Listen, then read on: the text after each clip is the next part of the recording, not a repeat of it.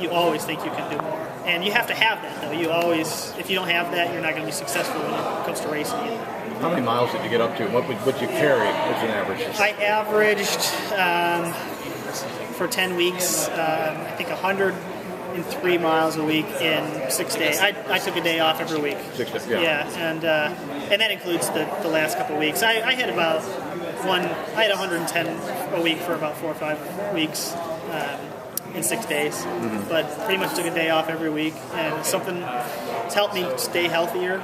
I think I haven't had all the little things that crop up. I was always nursing injuries before. No nickels, right? Nothing really. I mean, I never had to change. I had one day where I kind of had a cramp in my quad, but I basically just pushed the workout back a day, and that was it. I still ran that day, which is that's been good for me. Even before I ran 207, I had my foot started bothering me 10 days out, and I had to cut a hole out of my shoe, and I ran the whole race with a big hole cut out of the shoe, and so even going into Boston, I had a shin problem and a foot problem right after the New York City half. And I mean, other than I got this crank in my neck yesterday morning, right before I came in, I couldn't turn left yesterday. That's when you're an old man. Yeah, I've had a lot of work done on it in the last 2 days. It's a lot better. It was really painful running the last 2 days, but that's been the worst of everything going into this. So I feel good about that, but I might have given it away. That if they want to pass me on the left, they might have. I still can't quite turn all the way down. How long have you been working on this self-coaching approach? It's been almost 2 years now. I kind of started, and I really wasn't healthy enough to. Whenever I was injured, I know more about cross training than any person alive, and ultra G running and stuff. I just even when I was with Brad or Alberto, whoever it was, I just went off on my own and did my thing because I knew how to stay fit. But it's really I've been healthy enough to really. It's been about 2 years. Dathan, what are your impressions of the course? What's that? Your impressions of the course. The course, so I ran up and down Figueroa yesterday. I didn't do one of the course tours beforehand, but I ran up and down it. It's pretty, you know what? I think it's a little more uphill and downhill than you think because I trained on a very similar rail trail that changes that same elevation. It's still significant enough that I'm not even going to probably use a watch, but if you were going up the splits, you might just be discouraged coming back up. But really, that sun is going to be intense there. But the turns, I ran those this morning when I did my shakeout, and they're significant, but that, I think, really helps me. It's going to be like a cross-country race through that part, and that's something I've excelled at, and I was telling Dan that, it reminded me of the Campaccio cross-country race I ran last year. It's like the twisty, turny, what is it? Campaccio, Campaccio. Where's that cross-country? It's in Italy. And I ran this race, and it was just the whole time you just zigzag back and forth. It feels like you're doing an S, and that's what it feels like for that section there. And so I think that's only a good thing for me. London was a twisty turning course. Yeah, I didn't run it, unfortunately. Yeah.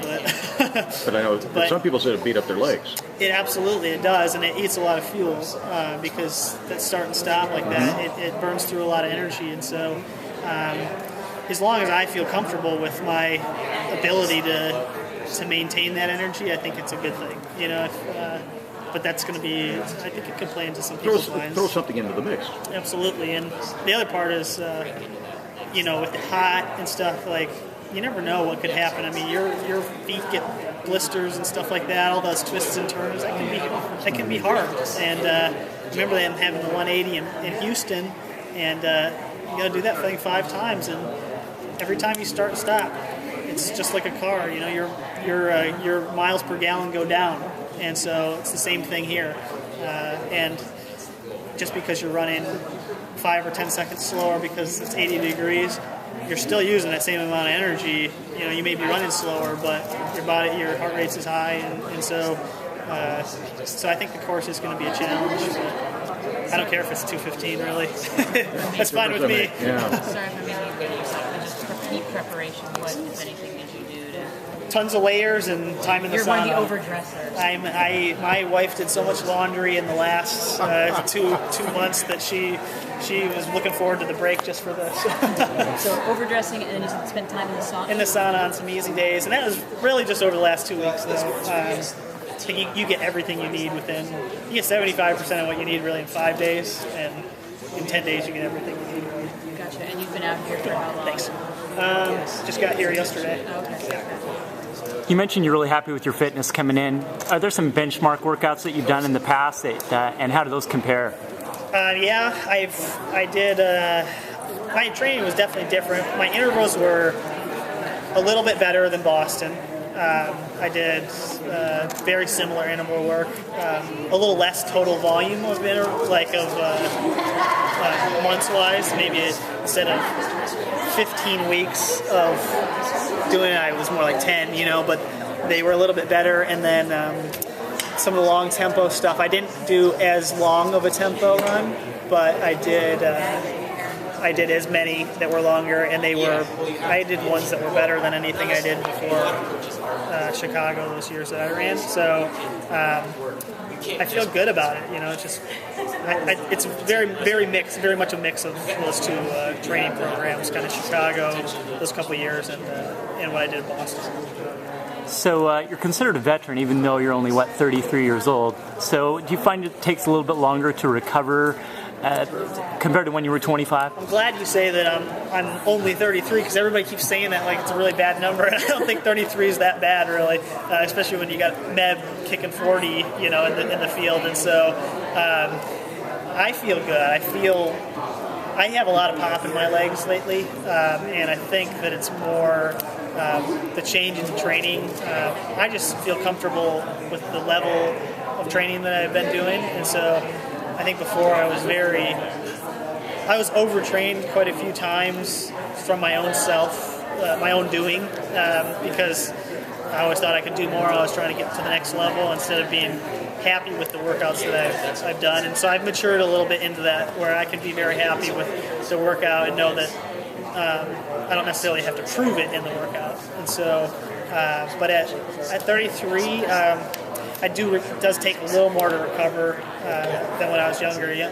I mean, I usually take 3 easy days between between anything that's other than just intervals. If it's intervals, I'll take 2 days. Sometimes I'll take 3 if they really take it out of me, but I have no problem pushing the workout back a day, and I don't try to make it up ever. I just, if over the course of 10 to 12 weeks, I lose 1 or 2 workouts or long runs because days have gotten pushed back for extra recovery, it doesn't really bother me. Whereas before, I would just do it, and if I felt like crap and the next workout sucks, you just keep going into the hole. I don't mind if I lose a couple workouts, it's not going to make or break the cycle. All right, thanks for your time. Yeah.